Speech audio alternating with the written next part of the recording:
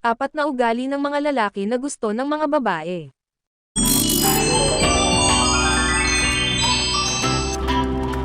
Una, supportive behavior. Dahil ang mga babae ay emotional, mostly naghahanap sila ng mga lalaki, na kaya silang suportahan sa lahat ng bagay.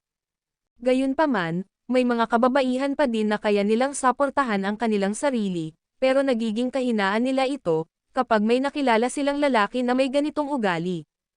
Kapag kaya mong suportahan ang babae emotionally, lalambot ang puso sa iyo kasi makakaramdam siya ng security.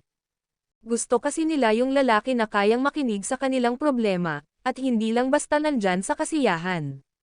Gusto din nila yung taong proud sa kanilang tagumpay, at supportive sa kanilang aspirations sa buhay.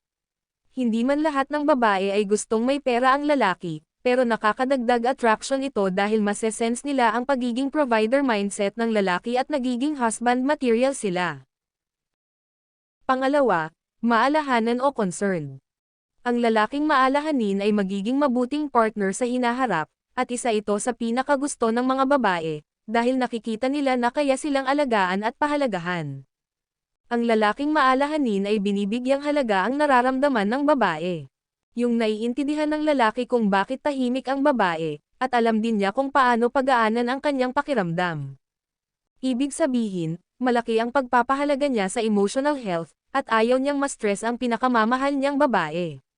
Dagdag pa, concerned din siya sa physical at inner health. Ayaw niyang inaabuso ng babae ang kanyang katawan, kaya kung maari ay palagi siyang magpapaalala na ingatan ang mga kinakain, para hindi magkasakit ang kanyang mahal.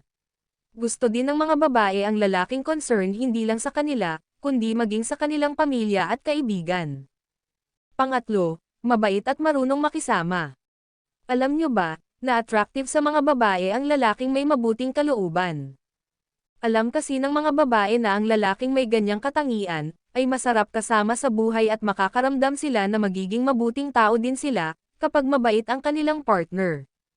Dagdag pa, masarap kasing makasama ang mga taong mabait, at marunong makisama dahil maunawain sila at pasensyoso. Yung lalaking hindi nanliliit ng tao sa kahit ano mang estado sa buhay, at puro positive vibes lang palagi. Yung bawat lakad ay hindi siya nasasangkot sa anumang gulo, kaya't naiiwasan din ang madalas na pag-aaway nila ng partner niyang babae.